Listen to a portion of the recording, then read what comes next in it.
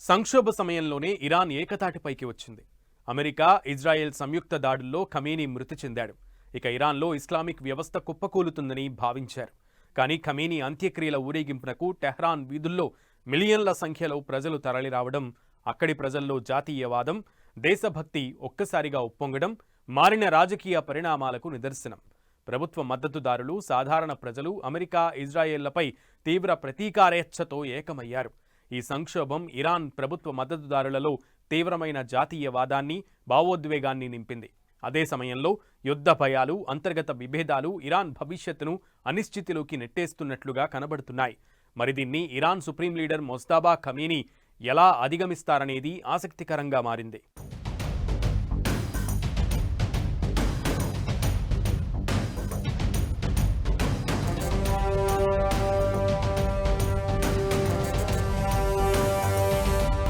Khamenei అంత్యక్రియల్లో ఉప్పొంగిన భావోద్వేగం, జాతీయవాదంతో ఊగిపోయిన Iran నేతలు, ప్రజలు. అమెరికాతో యుద్ధం ఇరాన్ను మరింత శక్తిమంతం చేసిందా? ఒక సంక్షోభం ఇరాన్ను ఏకతాటిపైకి తెచ్చిందా? ట్రంప్, నెతన్యాహు తలచిందొకటి, ఇరాన్లో జరిగింది మరొకటి. సుప్రీం లీడర్ను ఖతం చేస్తే యుద్ధం పూర్తయినట్లేననుకున్నారు. ఖమేనీని అంతం చేశారు. కానీ ప్లాన్ వర్కౌట్ కాలేదు. పైగా ఇరాన్లో ఇప్పుడు ఖమేనీ, ఆయన కుటుంబంపై సింపతి పెరిగిపోయింది. ఎంతగా అంటే యుద్ధంలో ప్రాణాలొదిలిన అయతుల్లా ఖమేనీ ఒక రకంగా దేవుడిలా మారిపోయాడు. అక్కడ దేశం కోసం ప్రాణాలర్పించిన యోధుడి కింద లెక్క కడుతున్నారు. అందుకే ఖమేనీ అంత్యక్రియల ఊరేగింపు సమయంలో టెహ్రాన్ వీధుల్లో ఇసకేస్తే రాలనంత జనసందోహం.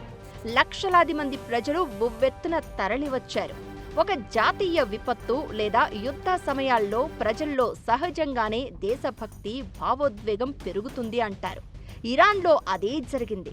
ఖమేనీ అంత్యక్రియలను ఇరాన్ ప్రభుత్వం తమ శక్తి ప్రదర్శనకు, దేశ ప్రజల ఐక్యతను చాటే వేదికగా ఉపయోగించుకుంది. దీనికి మరో కోణం కూడా ఉంది.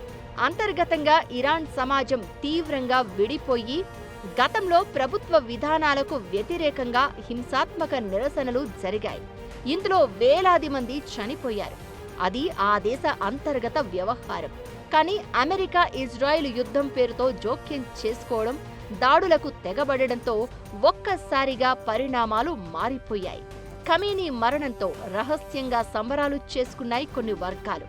ఆ తర్వాత ఖమేనీ కుమారుడు మొజ్తబా ఖమేనీ సుప్రీం కావడంతోనే నిరసనలు కనబడలేదు.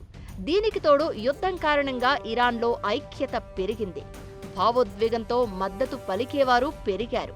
అలా దేశం మొత్తం ఏకతాటిపైకి వచ్చింది.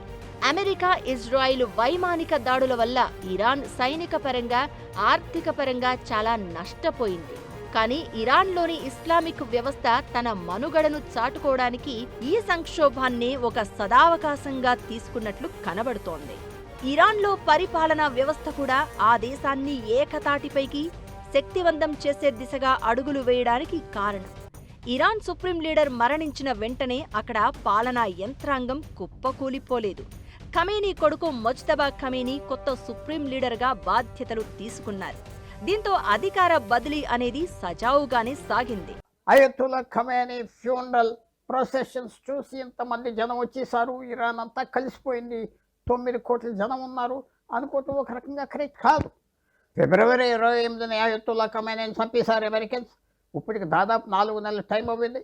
ఈ 4 నెలల్లో ఇదంతా ప్లాన్ చేస్తా 2 దేశాల మధ్య శవాన్ని తిప్పి జనమంతా మాతో ఉన్నారని చేసింది, ఆర్గనైజ్ చేసిన విషయం అని అందరికీ తెలుసు.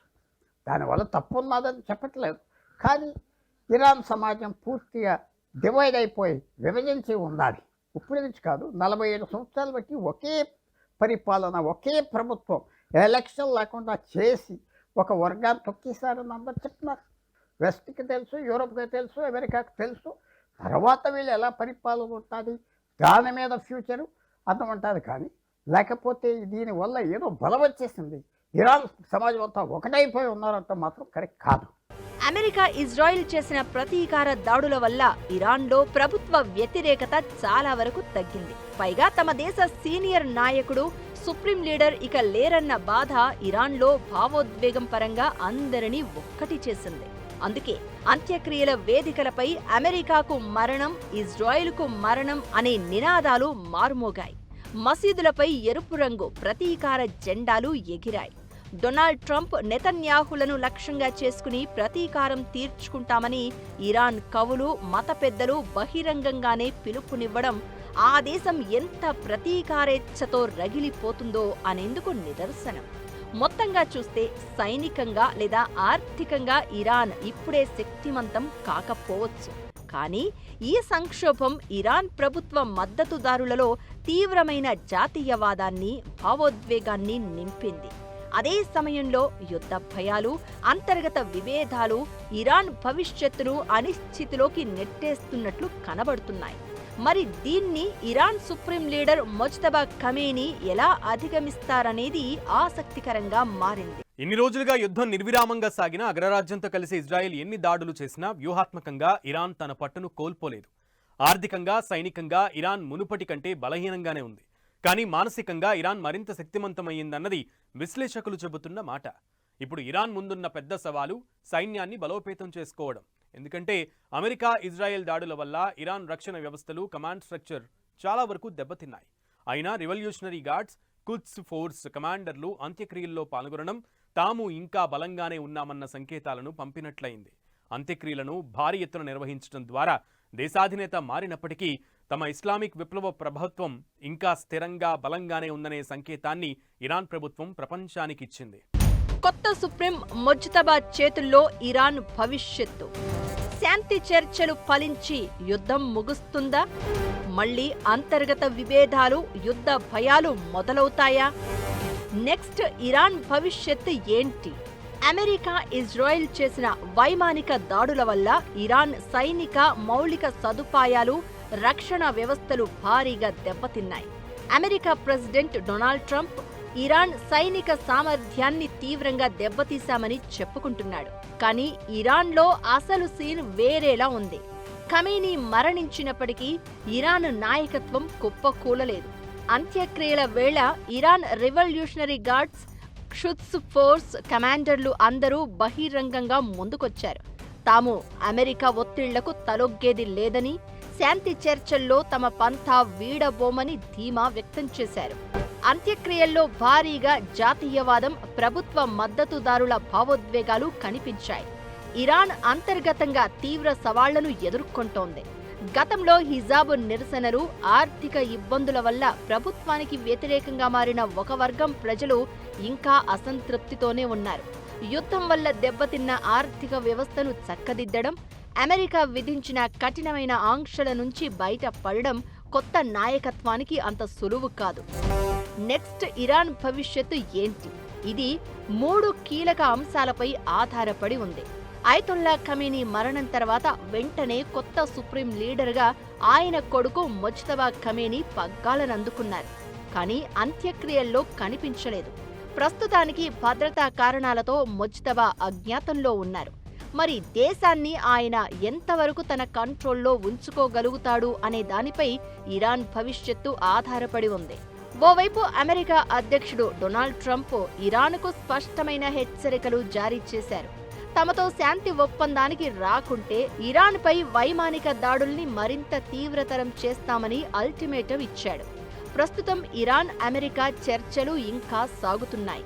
ఇవి సఫలమైతే ఇరాన్కు ఆర్థిక ఉపశమనం, విఫలమైతే మరిన్ని దాడులు, ప్రతి దాడులతో ఇరాన్లో అశాంతి, యుద్ధ భీతి రాజుకునే ఛాన్స్ ఉంది.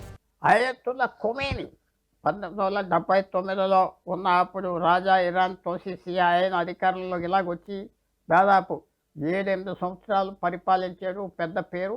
ఇప్పుడు అందరూ ఇరాన్ ప్రభుత్వం అనేది ఏంటంటే, ఆ రోజుల్లో ఆయన చచ్చిపోయినప్పుడు 1 కోటి మంది వచ్చి సభను చూశారని ఊళ్ళు చెప్తే ఇప్పుడు 2 కోట్ల మంది అయినా వస్తారని లెక్కలు, రికార్డు. ఇది పద్దులేసే వ్యవహారంలా కనపడుతుంది.